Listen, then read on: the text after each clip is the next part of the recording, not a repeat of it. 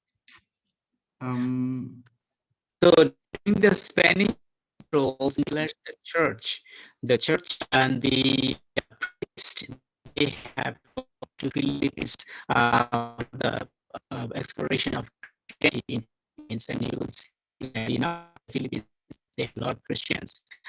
It was mentioned as well respect to the Philippines, but in North America, because North America and the United States, they're all they Christianity, but also in the island, the priest and the church was one of the supreme settlers with those the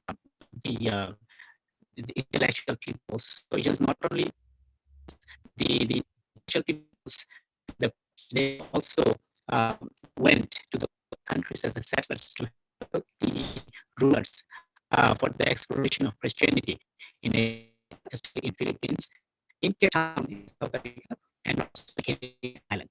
So really it was most important thing in those countries. Thank you very much, Ananda. Thank you. I got to cut you short on this one because I have another question for Masud Ali. Masud, thank you so much for presenting the institutional role.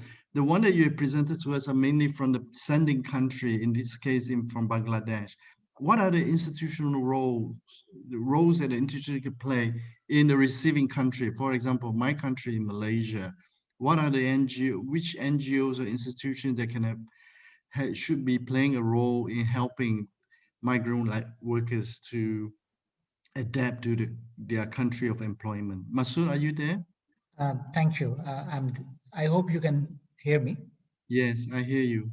Okay, so it's a good question because often we forget that destinations have a lot to do, because you can only work up to a level at origin. Once the migrants embark on the destinations, the national laws are not applicable. And institutions that we talk about ends with our mission at the destinations. And missions are not often well resourced to take care of the number of migrants a country of origin like Bangladesh can produce. So this is quite a challenge. When we looked into the laws of destinations, we find that often the laws are not letting the migrants have associations. This is a real challenge when workers' associations fail to protect the rights of the workers. Often employers have contract manipulations and wage cuts, which are the migrants as individuals unable to deal with. So this is one critical aspect where association and promotion of association of workers under the law of destination can do a lot. Then comes the question of grievance management. Do the labor courts of the destinations have space for migrant workers? If you go around the world often, I mean frequently, almost always, you will hear no as an answer.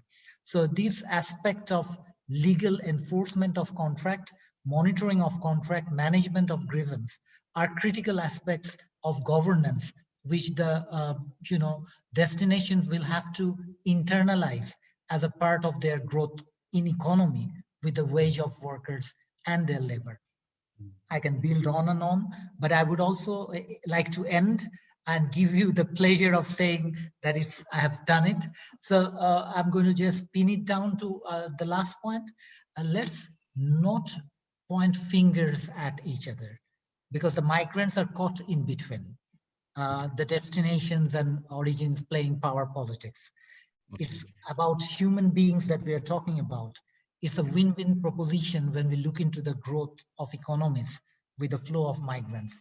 So if it's a share cost, let us collectively figure out how to invest together. Thank you, Masud. Thank you, Masud. I think, thank you so much for the answer. I think the time is up. Pramod is all set. You want to take over from here. I just want to thank all the panelists for your fantastic presentation. I really learned a lot. Jacqueline, I'm so sorry we just run out of time for a little bit more conversation, but hope to be able to do it in another setting. To the rest of the others, thank you. I'm afraid we just run out of time. Ananda, I'm afraid we run out of time. I got to pass the mic to Pramod now. Thank you all. Goodbye for now. Promote the floor. Distinguished chair and speakers, ladies and gentlemen, we have come to the end of the 9th session. It is my honor to propose a vote of thanks on behalf of NICE to all who have graced us with their presence and contributed their part to make this event a resounding success. First of all, we would like to express our profound gratitude and sincere thanks to Dr. Peter for agreeing to chair this session. Our sincere thank also goes to all the speakers for being part of the event and delivering such a comprehensive and convincing presentation. We are really honored to have you all as speakers here with us today. We'd also like to acknowledge our gratitude to our friends from diplomatic community, experts, academia, media, and different organizations. Finally, I must mention our deep sense of appreciation for our audience who participated in the webinar and those who are watching us live on YouTube channel. Thank you very much for your valuable attention and looking forward for making this session productive with your questions. We are truly honored to have you all with us this evening and hope to stay connected with you in future as well. It has been a pleasure. Also do join to our next session, which is a movie discussion. It will be held in this particular room and it will not be broadcasted on YouTube Live. So please join us in the Zoom room. Thank you so much.